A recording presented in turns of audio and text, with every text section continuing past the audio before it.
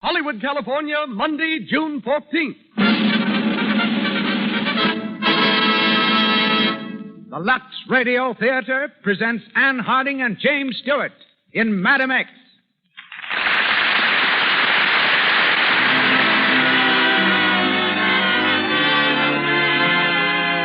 Lux presents Hollywood. Madam X comes to you through courtesy of the makers of Lux Flakes, the most popular fine fabric soap in the world. It is your regular use of Lux that makes the Lux Radio Theatre possible. And we want you to know that we appreciate your patronage. Our stars tonight are Anne Harding, James Stewart of Metro-Goldwyn-Mayer Studios, and Conway Turl. Our guests, the former First Lady of the Tennis Courts, Mrs. Helen Wills Moody, and from New York, a Madam X and her son from real life. Produced each week by Cecil B. DeMille with Louis Silvers conducting, this program comes to you direct from the Lux Radio Theatre on Hollywood Boulevard, where we bid a hearty welcome to you all.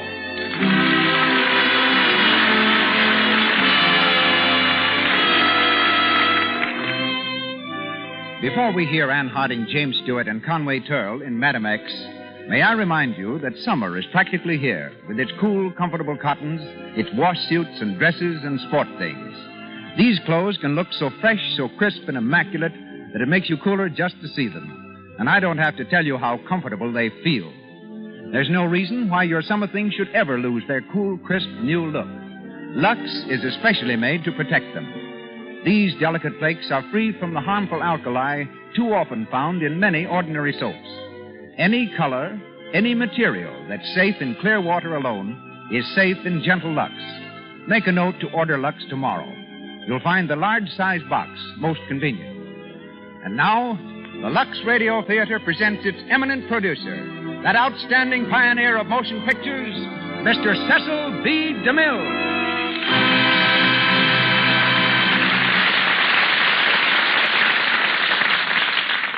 Greetings from Hollywood, ladies and gentlemen.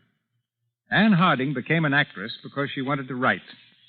Employed by an insurance company in New York, she spent her spare time reading novels and plays for famous players Lasky, of which I was director general, helping our studio in its search for picture ideas. When she decided to study stage technique, she visited the Provincetown players. They offered her the lead in their next production. Following came 5 offers from Broadway, along with an ultimatum from her father, the late General George Gately, commanding her to give up the stage or her home. Anne chose the stage. And 8 years passed before the General admitted that an actress in the family, especially an actress like Anne, was no discredit to the Gatleys. Several months ago, Anne went abroad, made a picture in England, and triumphed on the stage in Canada. She returned last month to Hollywood with her husband, the distinguished conductor, Werner Jansen. Tonight in Madam X, she plays the title role. With the same speed that he displayed on the track while attending Princeton University, lanky James Stewart has vaulted into picture popularity. At Princeton, he studied architecture when he could tear himself away from playing the accordion. One summer, he worked as an assistant to a magician, but there is no truth to the rumor that he became a lady killer by sawing a woman in half. From college, he went into summer stock, was stage manager for Jane Cowell, and soon after was acting on Broadway. Metro-Goldwyn-Mayer brought Jimmy to Hollywood, and he's heard tonight as Raymond. In the role of Alan Cartwright, we present Conway Turl, an outstanding personality on the stage and screen for more than 20 years. Out of the limelight for a while, Mr. Turl made a remarkable comeback on the stage in Dinner at 8 and is currently seen in Romeo and Juliet. Now for our play. Our stars make their entrance as the curtain rises, and the Lux Radio Theatre presents Anne Harding and James Stewart in Madam X with Conway Turl.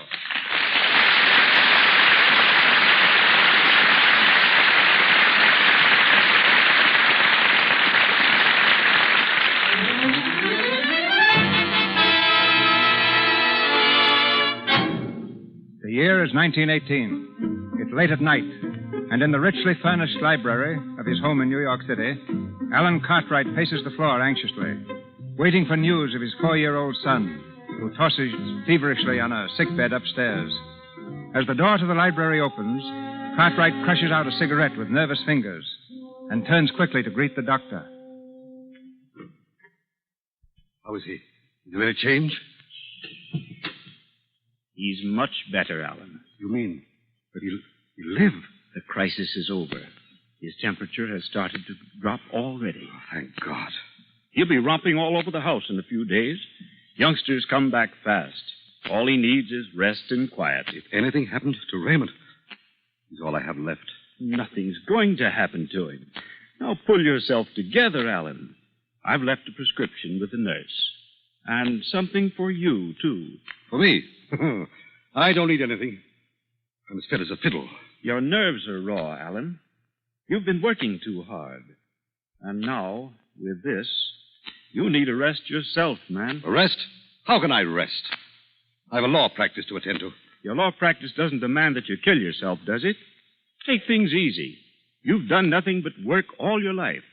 It's the only thing you know. That's the only thing worth knowing. And one thing more, Alan.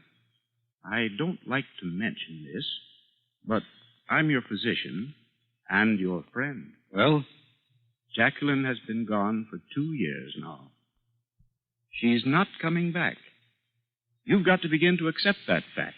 You think that's what's got me down? Well, Well, it hasn't. I've no intention of ever allowing her to come back. She's been calling here all day. Jacqueline? She heard Raymond was sick. Wanted to see him. You're going to let her, of course. No. But Alan, she's his mother. She left him and she left me. Life wasn't gay enough for her here. Well, very well then. But I make her own life. Make it or wreck it. She's young, Alan. Much younger than you. Has it ever occurred to you that perhaps you were to blame, too? For what? You were so absorbed in your work. You had so little time for her. It wasn't gaiety Jacqueline wanted. It was companionship, love. She left Raymond. Her own baby. There's nothing more to be said about it. Sorry, Alan. When are you coming to see Raymond again? I'll drop in later on my way from the hospital. Good night, old man. Good night.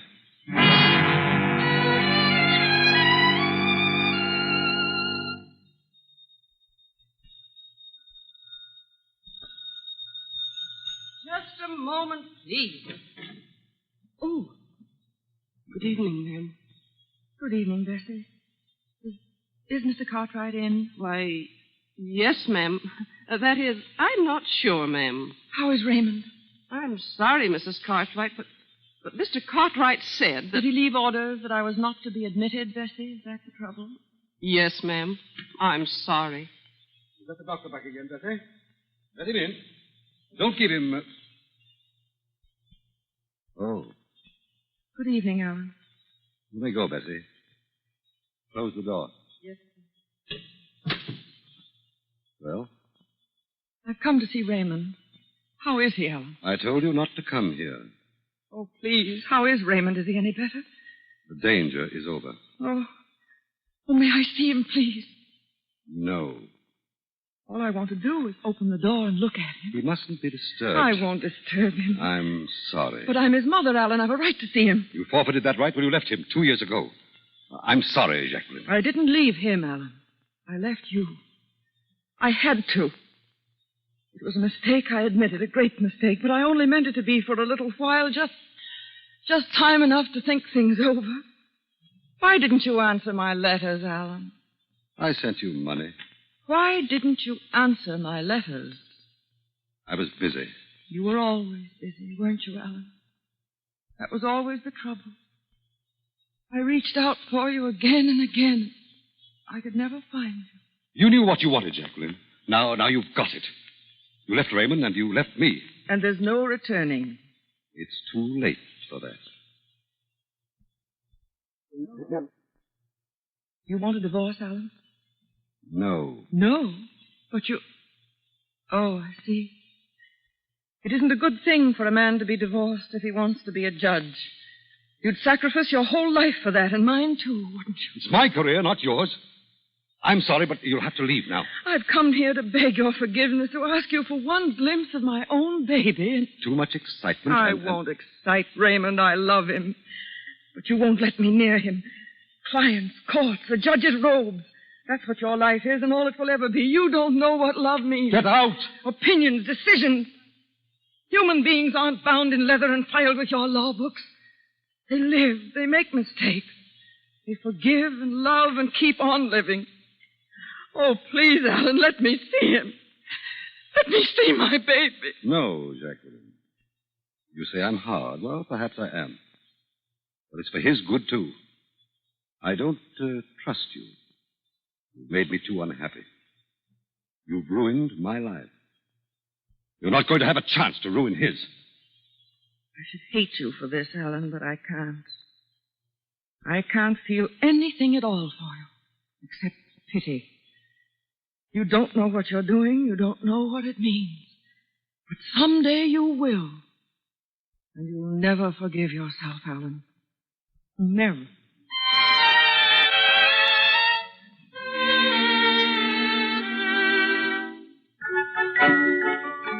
There. Now light the candles on the cake, Betsy. Hurry up. We'll surprise him. 10 candles. 10 years old today. It seems only yesterday he was a baby, Mr. Potter. Letter from Raymond, Alan? Yes, and listen to this. When my sophomore year's over, I'm planning to switch to pre-law. Pre-law, Perry. What do you think of that?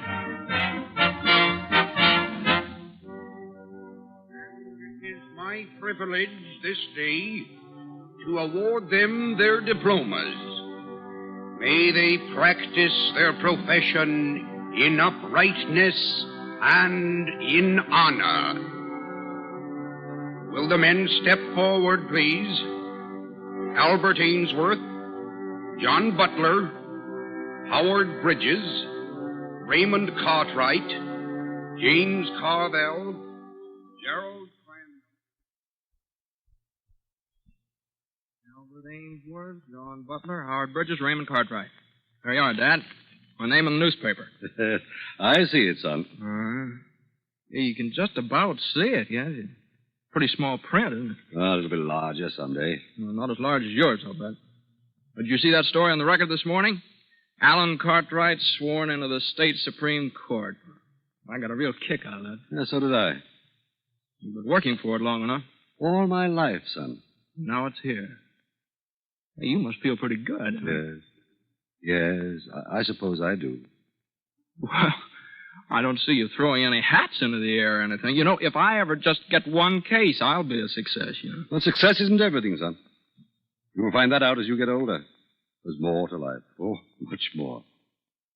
Such as what? Well, a home, friendship, family, a clear conscience.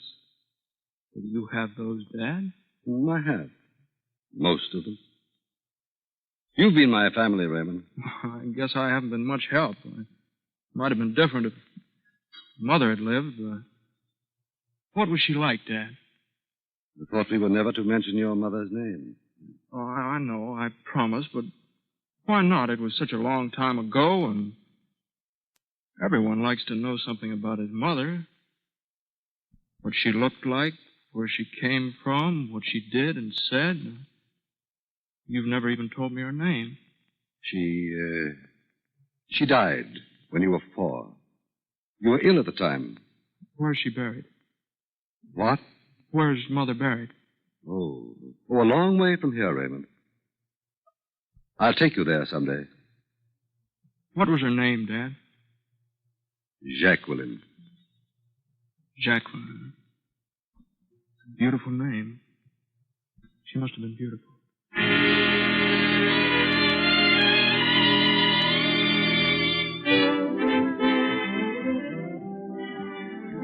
Albert Ainsworth, John Butler, Howard Bridges, Raymond Cartwright.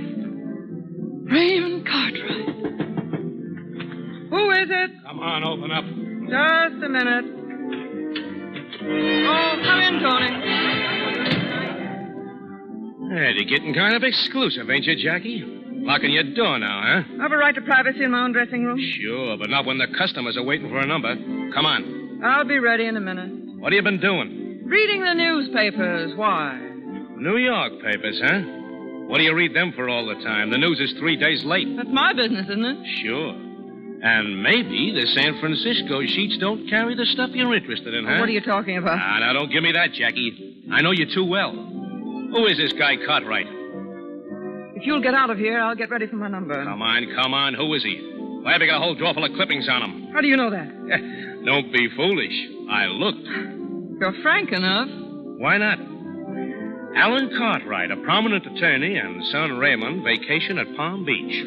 Alan Cartwright appointed to Supreme Court. Who is he, Jackie? Come on, loosen up. Now, what are you trying to do, shake him down? Get out. A Supreme Court judge, huh? He's a hot number if you got something on him. Did you hear what I said? Get out of here. Get out. There, you see? You get yourself all worked up. You'll be pulling one of those feints of yours in a minute. You want a drink? No.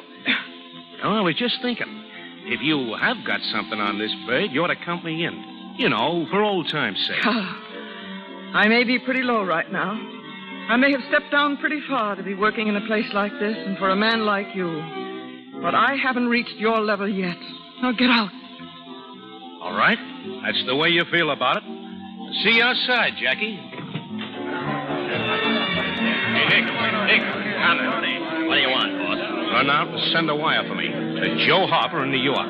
Tell him I want some dope on a guy by the name of Alan Cartwright, Supreme Court judge. Okay. And look, Yeah? I want to know especially about his wife, see?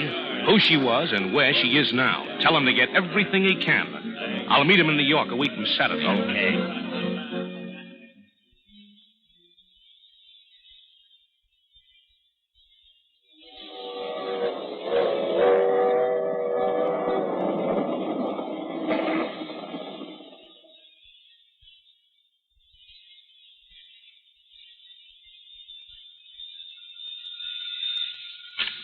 Hello?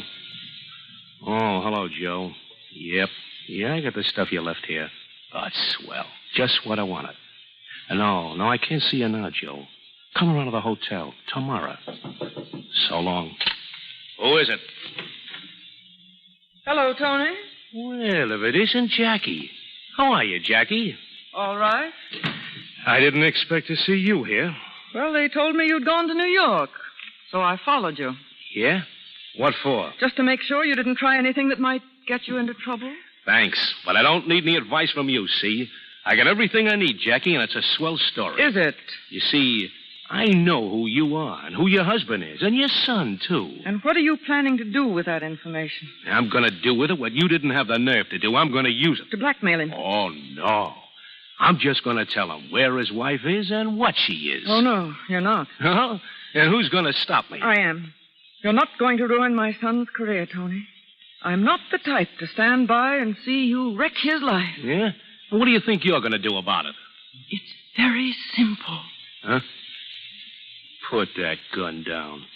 You don't scare me. I'm not trying to scare you. You know where you'll land, don't you? That doesn't worry me. I can't last much longer anyway, so I've got nothing to lose. You have. Sure, about $10,000 if I let you bluff me out of it, but you can't, see? Because I'm going to see him right now, tonight. I'm not bluffing. I mean it. Stay away from my husband. Get out of my way. I'm warning you. Stay away from my husband. I'll show you what I think of you and your warnings. Don't open that door. Well, why don't you shoot? Stay away from that door, I tell you. So long, bluffer. What's the matter? What happened? He's in there. Take in that room. Stop. I heard her. What's going on up here? Ah, she's killed him. Grab that woman. I'll get the police. Come here, you. Take your hands off me. I did it. I'm not trying to escape. I killed him.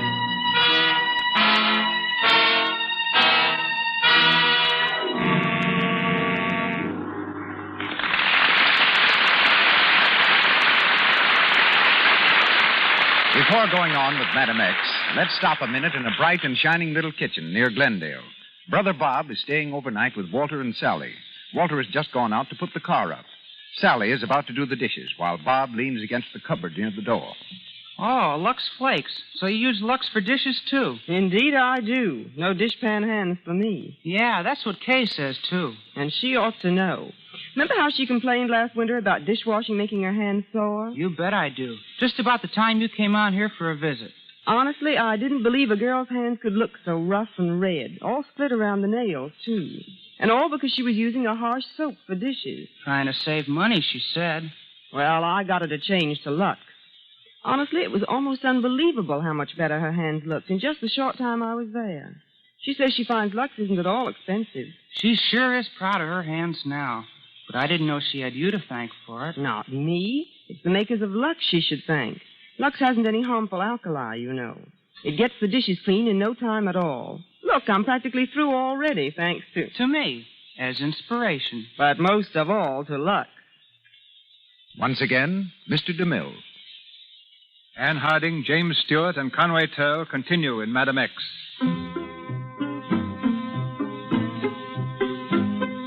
Arrested for the murder of Tony Phillips, Jacqueline is taken to police headquarters. In an office of the Homicide Bureau, she sits in the glare of a blinding electric lamp.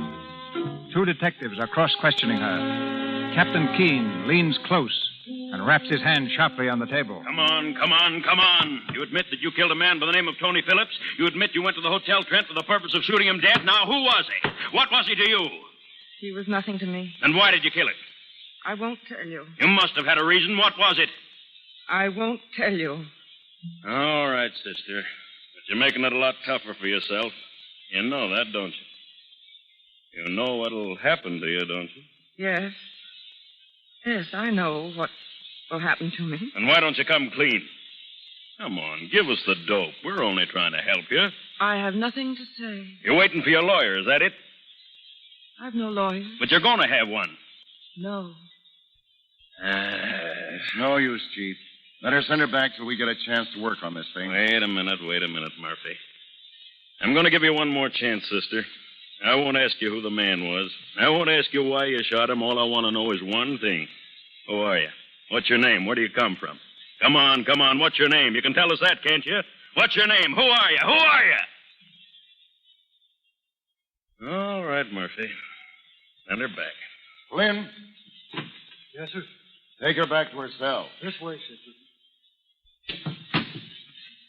Well, that was a nice waste of time. I don't see what you're so worried about, Chief. It's an open and shut case. She walked into a hotel room and drilled a guy. She admits it, even. Yeah, sure she admits it. But how do you know what she'll admit when she gets on the stand? That's what counts, Murphy. What she says in front of 12 good men and true. You say the same thing. She didn't even want a lawyer. Well, the court will take care of that for her. Yeah. They'll appoint someone to represent her. Some kid, probably, who can't even find his way to the witness chair. She sure is a sucker for not talking. In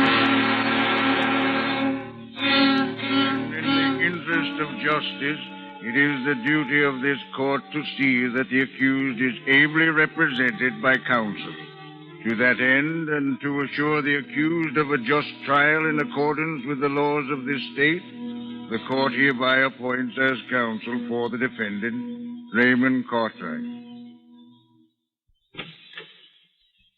Hello, Dad. Well, come in, Raymond. Well, I've got it. Got what? My first big case. Look me over. Good boy. The first one's always the hardest, you know. Yeah, don't I know it?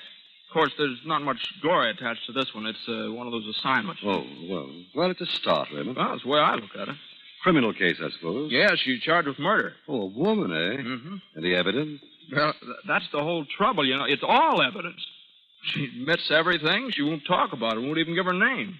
Oh, yes. I think I read something about it in the papers this morning. What is it the reporters are calling her? Yeah, trust them to give it a name. They're calling her Madam X. That's it, yes. Well, they've handed you a nice one for your first case. How are you handling it? Well, I haven't decided that yet. Well, you have to get her to talk. Any luck so far? No, I haven't even seen her. She wasn't in the court when I got the assignment. I'm seeing her at the Tombs at 4 o'clock. I don't know what I can do for her if she won't give me anything to go on. And, well, if she admits everything now, it's sort of hopeless, I guess. Well, you can't tell. You can admit the murder and still get an acquittal, you know. Temporary insanity.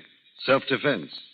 Extenuating circumstances. Oh, it's been done before. Yeah, I know, but isn't that sort of drawing it a little fine? Oh, not a bit. You see, justice is a funny thing. There's a district attorney on one side, a counsel for the defense on the other. Your job is to present your client's case in its most favorable light. Just as it's the DA's job to convict her, if possible. If you can dig up any facts that might conceivably influence a jury to vote not guilty, it's your right and your duty to use those facts. A human life depends on it. Depends on you. Yes, I know. It's a big responsibility, isn't it? Yes. Anything I could do to help? Well, no, thanks. I'd rather have this myself. I mean... Of course. We'll go to it. And the best of luck. Thanks, Dad.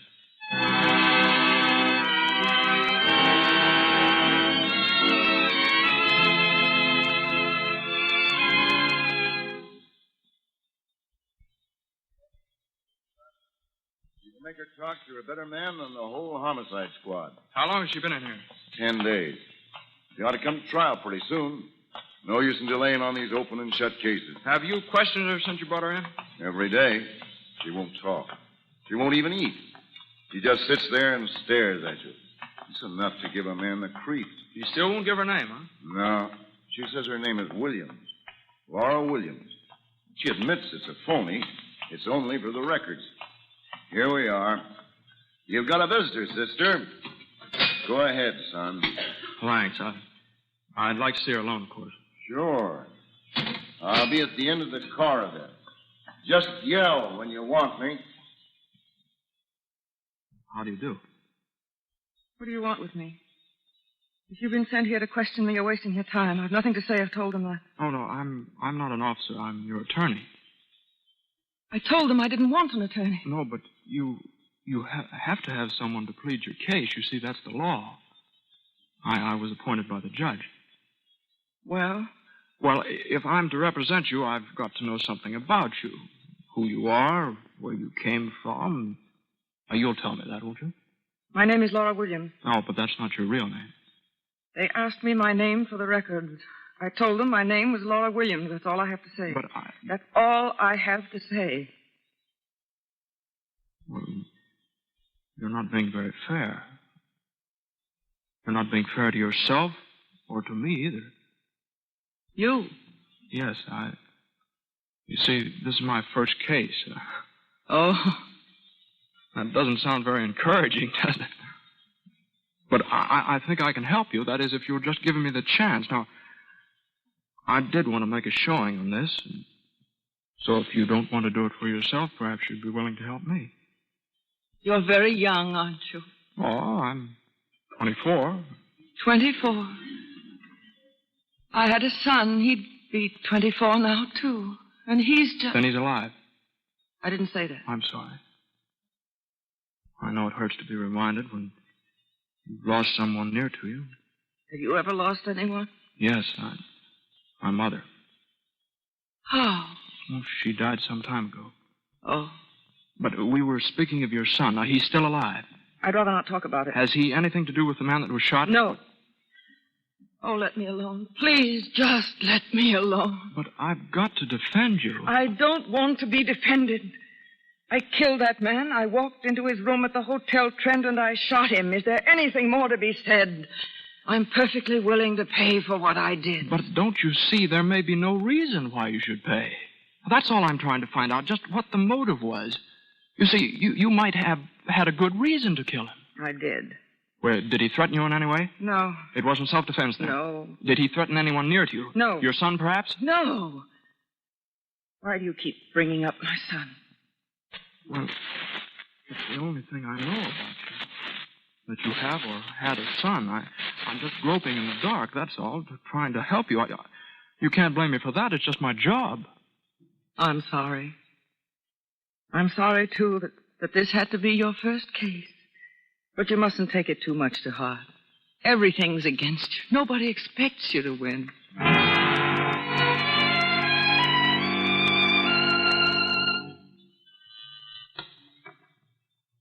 Hello, Hotel Trent. What name, please? Just a moment, please. Hello, room service? Hold on a minute. Hello, Hotel Trent. Yes, ma'am. What name, please? Oh, one moment, please. Excuse me. What do you want? The manager said I could speak to you for a minute. Yeah? Take my calls, will you, Francis? Okay. Well? My name is Raymond Cartwright. Are you the girl that was on the switchboard the night the man was shot in 518? Yeah, why? Now, I want you to think hard. Try to remember. Did he receive any calls that night? Yeah, he got a call about 8 o'clock. You're sure? Sure, it was a man called. I remember because it was just a couple of minutes before the fellow was shot. You didn't tell the police? Well, I didn't think it was important, was it? Oh, that's all right, that's all right. Now, look. When that man called, Did he mention his name? Now, come on, think hard. Now, come on. Yeah. He said his name was, wait a minute now, Harper. Harper, that's what it was, Joe Harper. You're sure of that? Yeah, we always ask what name, and I remember because my boyfriend's name was Harper, and I thought... All right, that's fine, thanks. Huh. You keep this quiet, will you? Oh, sure.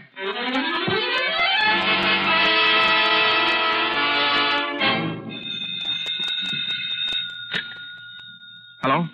Yes? Well, what'd you find? Well, now keep looking, will you? Try the city directory, try anything you can think of. Now, we've got to locate this Joe Harper before we go on trial. All right, thanks.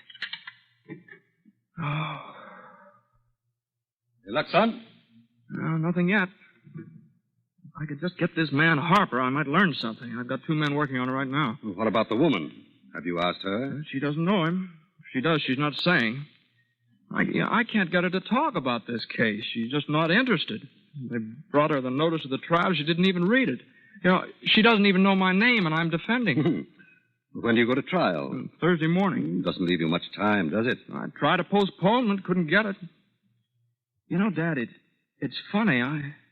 This thing's got me. Well, that's natural. Your first criminal case? No, that's not the reason. There's just something about that woman. Something I can't explain. You think she's innocent? No, but I have a feeling somehow that what she did, she had a good reason for doing. She was protecting someone. I'm sure of it. Well, silence seems a pretty good indication of that.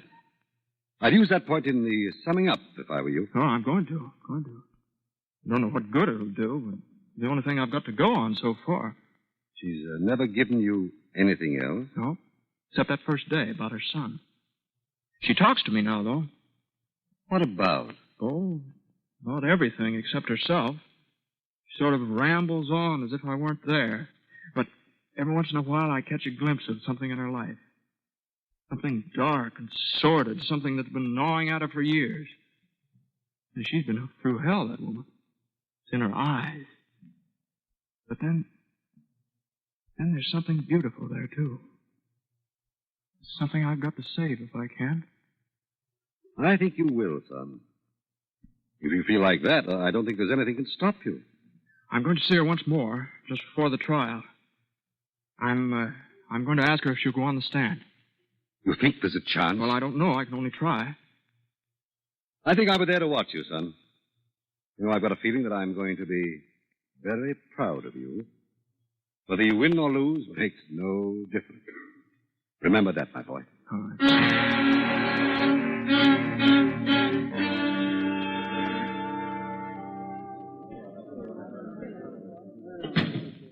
I'll be ready for us in just a few minutes.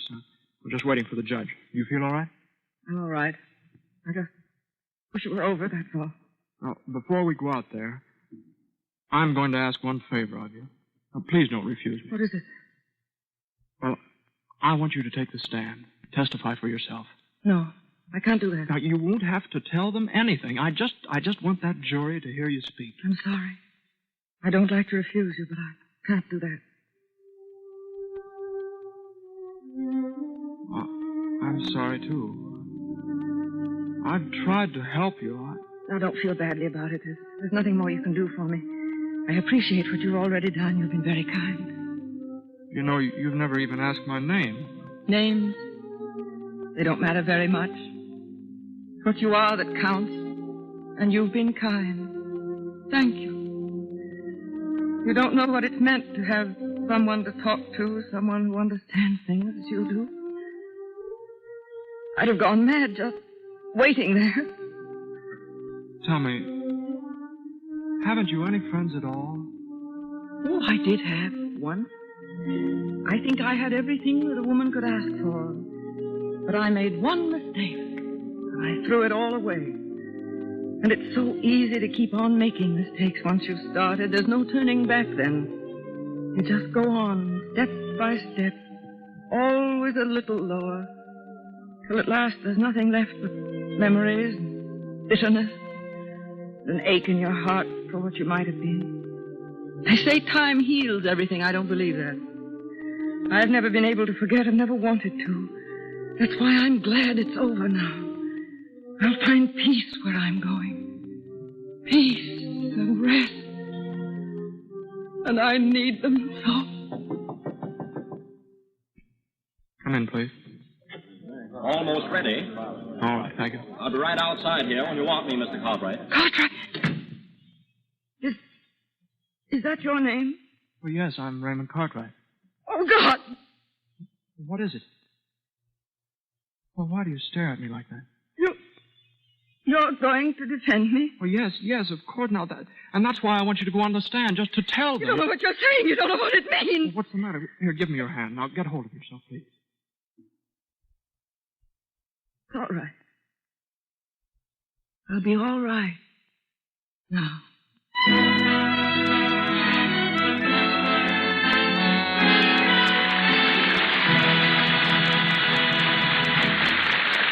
We pause for station identification. This is the Columbia Broadcasting System.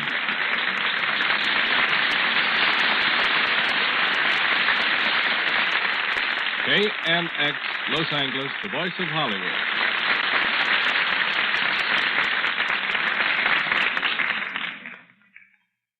Anne Harding, James Stewart, and Conway Turl return shortly in Madam X. Tonight's play concerns one type of court. Now we hear from a young woman who's made history on another kind. 7 times Wimbledon tennis champion, 7 times United States champion, and 4 times champion of France. An unequaled record. Helen Wills Moody as one of the greatest of all women athletes. I introduce her tonight with the hope that she'll settle a question in the mind of everyone who follows this sport of king and commoner. Mrs. Moody, have you given up tournament tennis for good, or is there a chance you'll return? I should like to go on one more tour which would include Wimbledon and Forest Hills. It's difficult, however, to leave home for such a long time as is required for the summer tournaments. But there's something irresistible about tennis, and I find myself playing regularly at home in San Francisco 4 or 5 times a week. In a few days, the matches will begin at Wimbledon. That must be rather a hard call for you to resist. Indeed it is, but after all, it isn't Wimbledon or championships that make tennis such a grand game. It's the finest sport in the world because it's everybody's game, a sport for all ages. When I was in Stockholm, I played with King Gustav of Sweden, who's still on the courts in his late 70s. Here in Hollywood, you'll find many of the stars playing remarkably well, not only for exercise, but because they know tennis develops poise. Among them are stars like Errol Flynn, Clark Gable, Gilbert Rowland, Warner Baxter, Greta Garbo, Ronald Coleman, and Merle Oberon. I understand that now you're devoting a lot of time to designing clothes and painting. How does an artist's brush feel in a hand accustomed to a tennis racket? The fields are not so far removed as you may think, Mr. DeMille. The action of a tennis game, the sweep of the strokes, the graceful lines, the rhythm of motion, are qualities that lend themselves very readily to an etching or a pencil sketch. Look at a good painting, and then at a good game of tennis, and you'll find a kindred artistry. As for clothes, my interest in designing was stimulated when I once found myself with a match on my hands, but no outfit. I was in a large city, and yet couldn't find a store that had sensible sport clothes. Most of my designs have been for active sportwear, but I have also done some bathing suits and street dresses. Since I've been doing this designing work, my attention has been called to the problem of keeping up the attractiveness of sportwear, and I know that the answer has been found in the use of Lux Flakes. Sportwear lasts longer, looks better, and stays fresher when cared for with a splendid product responsible for this program. It's obvious, Mrs. Moody, that you believe in having a variety of interests. Yes, I believe if you have one main interest and a variety of lesser interests, it makes for greater happiness. In proof of which, I've also tried my hand at writing, and I've just completed a book. I've called it 15 to 30, because it deals not only with tennis, but with the experiences I've had and what I hope I've learned during those years. All my thanks, Mr. DeMille, for asking me to appear in the Lux Radio Theatre. I'm sure you'll be a champion among authors, too. And now, back to the story of Madam X, starring Anne Harding and James Stewart with Conway Turl.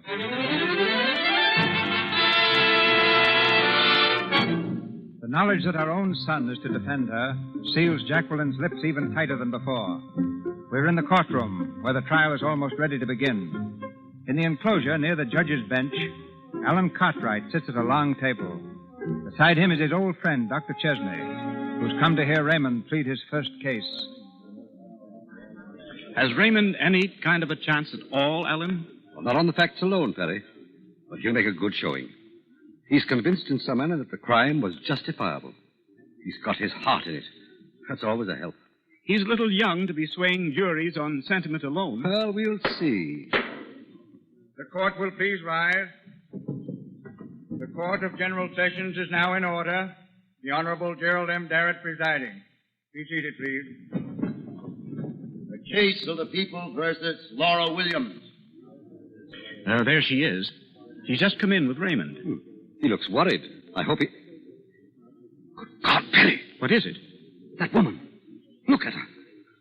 Who is she, Perry? It does look like... but she can't be, of It course. is. It's Jacqueline. Jacqueline here in this court. On trial for murder. Sit down, Alan. I've got to speak to her. You can't do that, not now. Besides, you're not even certain that it is Jacqueline. Not certain.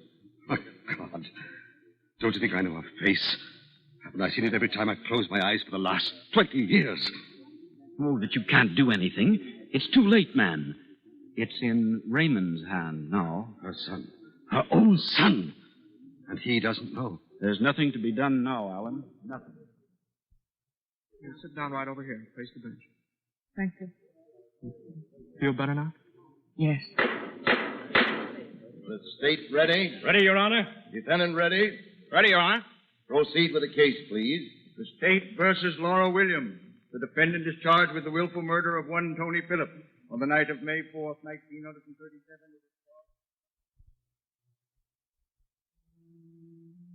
These, gentlemen of the jury, are the facts that the state will bring forward.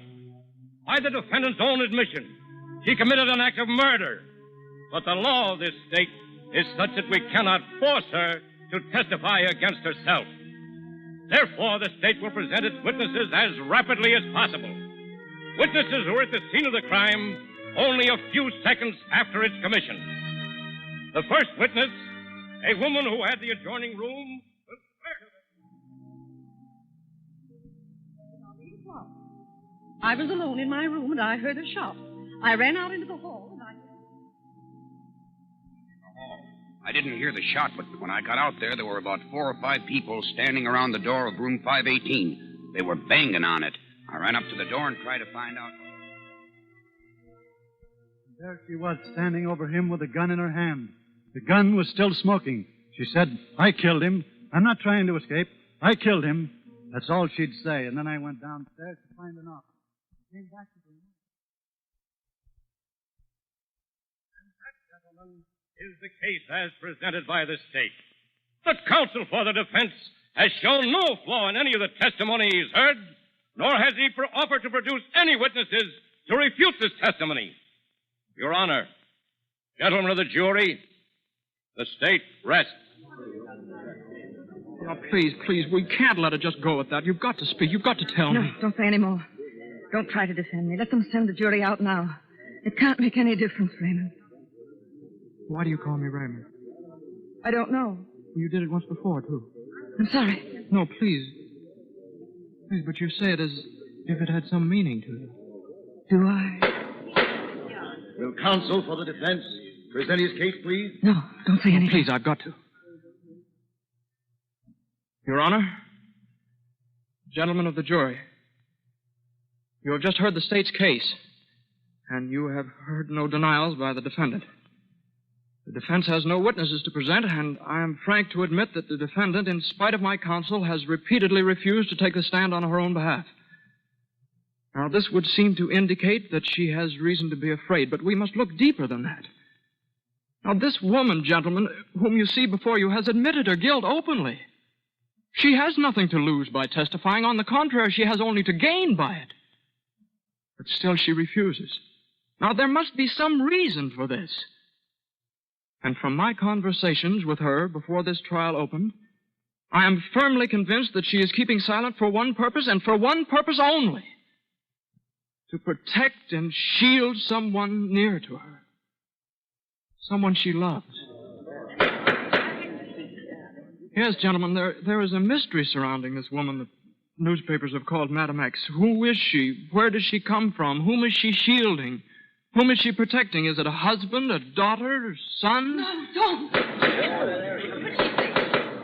She told me she had a son of my age.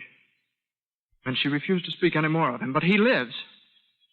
Now, perhaps he faced some great danger. I don't know what, but she knew, and she killed to protect him from it.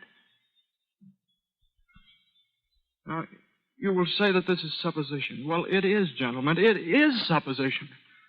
But our law states that where there is a reasonable doubt of guilt, the defendant must be deemed innocent. Well, there is doubt here. Not as to actual fact, but as to motive. And the courts of our state have recognized time after time, case after case, that there is such a thing as justifiable homicide. Let me through here. Let me through. Order there. Your Honor, I'd like to speak to the counsel for defense, please. Counsel for defense is summing up his case.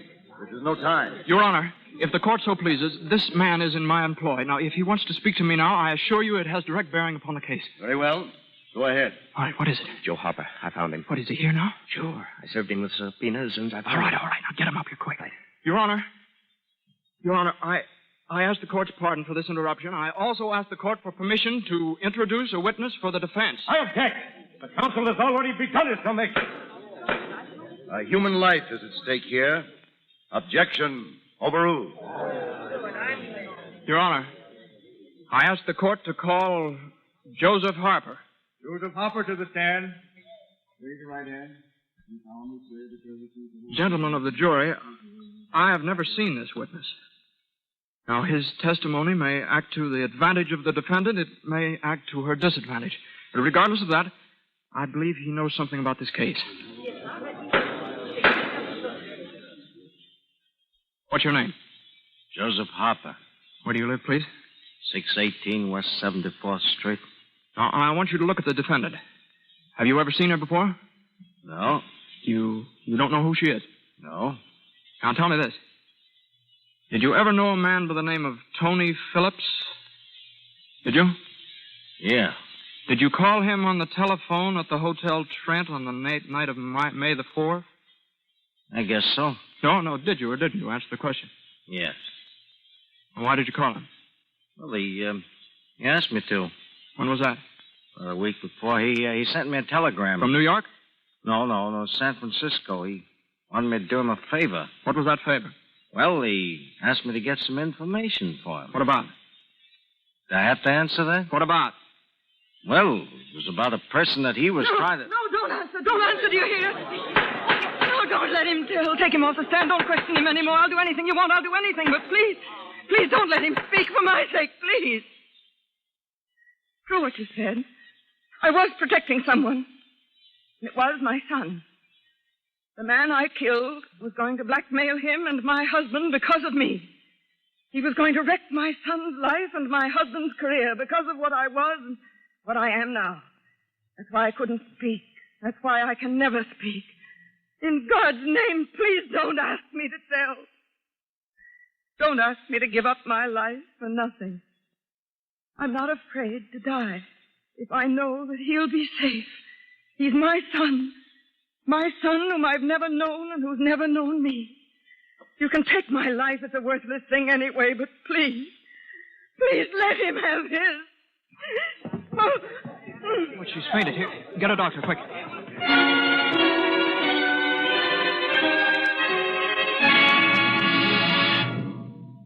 How is she, Betty? Has she come around yet? Not quite. She's in pretty bad shape, Alan. Where's Raymond? I asked him to wait in the corridor. Did you tell him about Jacqueline? Yeah. It wasn't easy, Betty. How did he take it? He wanted to come in to see her. I made him wait for the jury to come back. He'll get an acquittal. It's almost sure. I wonder how much good it will do, Alan. What do you mean? Oh. She's coming, too.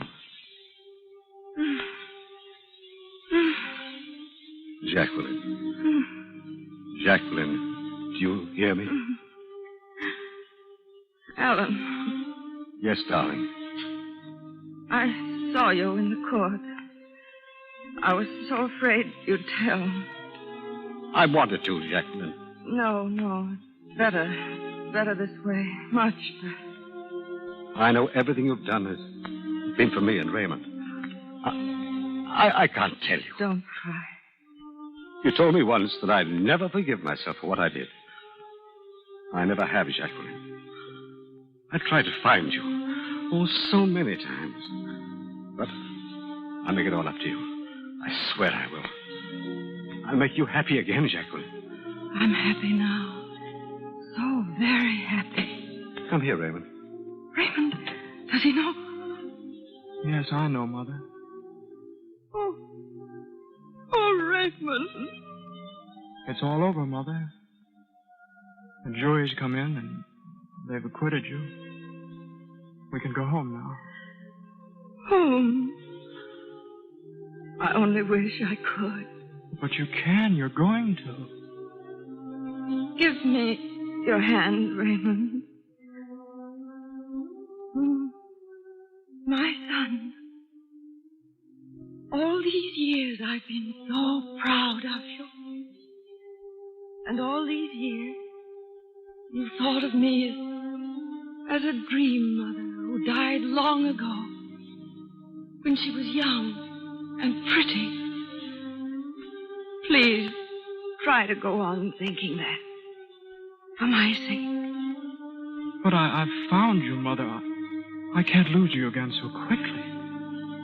That isn't in our hands, Raymond. I don't know what you mean. Now, you mustn't be sad. And you mustn't think too much about me. Because I'm not sad. I'm happy, Raymond. Happier than I've ever been in all my life. Mother? Mother? Dr. Chesney, what is it? We found her. Too late, my boy.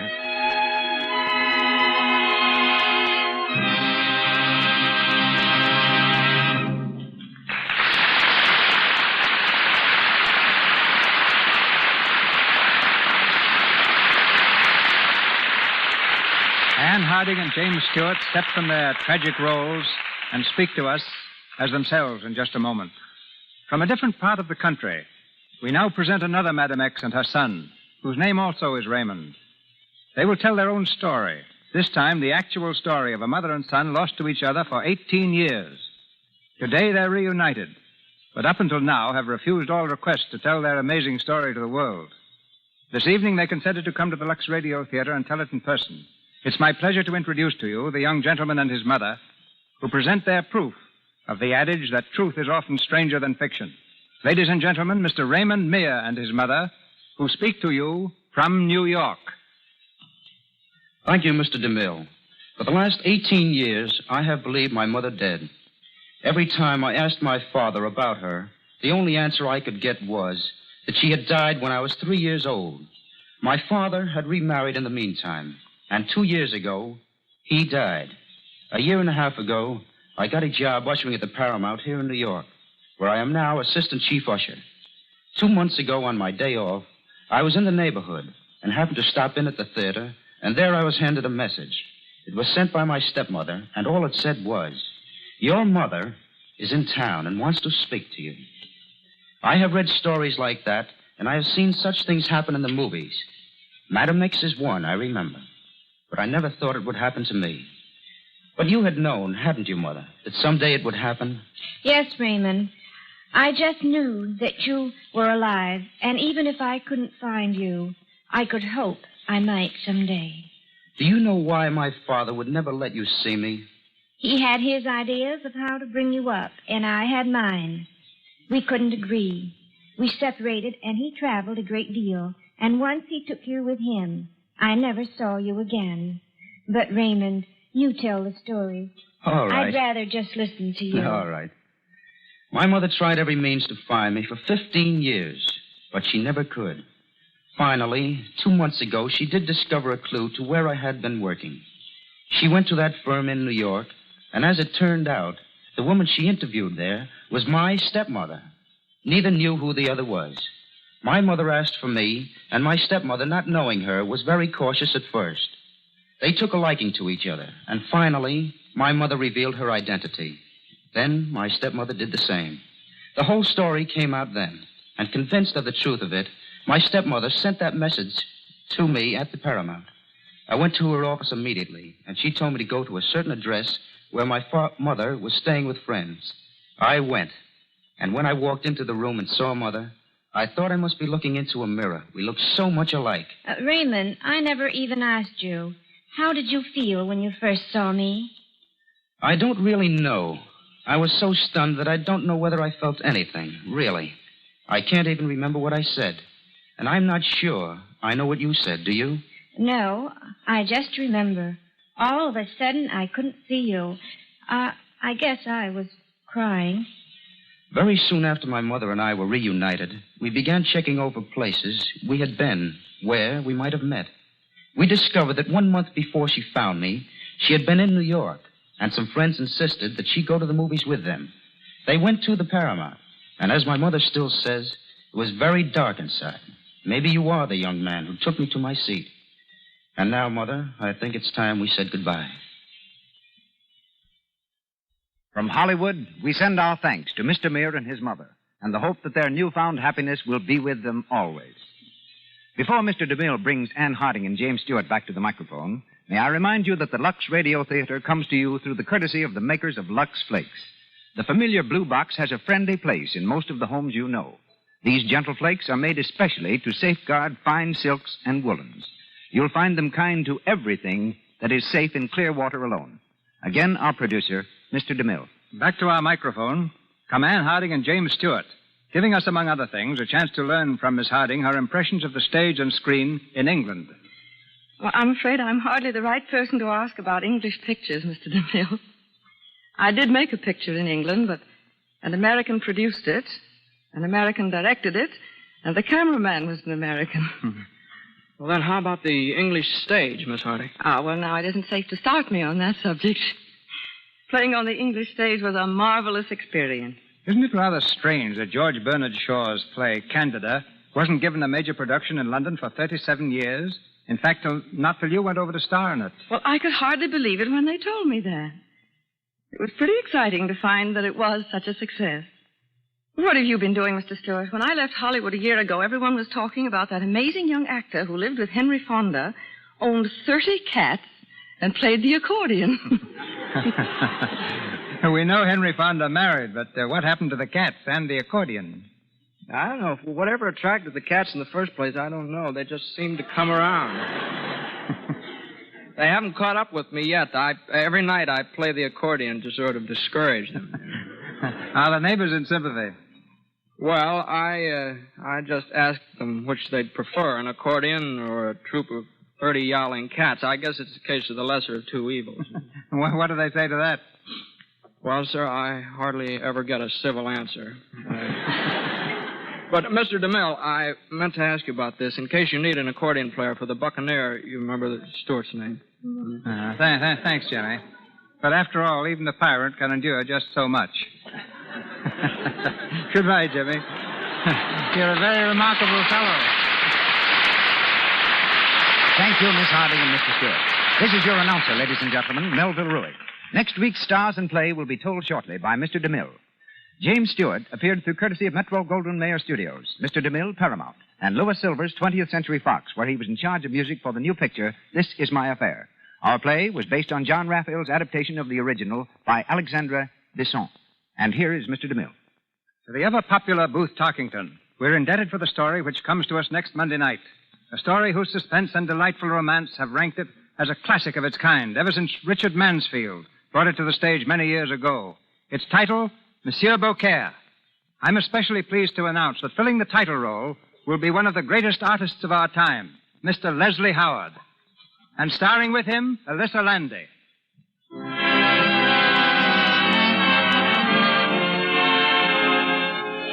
Our sponsors, the makers of Lux Flakes, join me in inviting you to be with us again next Monday night when the Lux Radio Theatre presents Leslie Howard and Alyssa Landy in Monsieur Beaucaire. This is Cecil B. DeMille saying good night to you from Hollywood. This is the Columbia Broadcasting System. KNX, the Columbia Station, Los Angeles.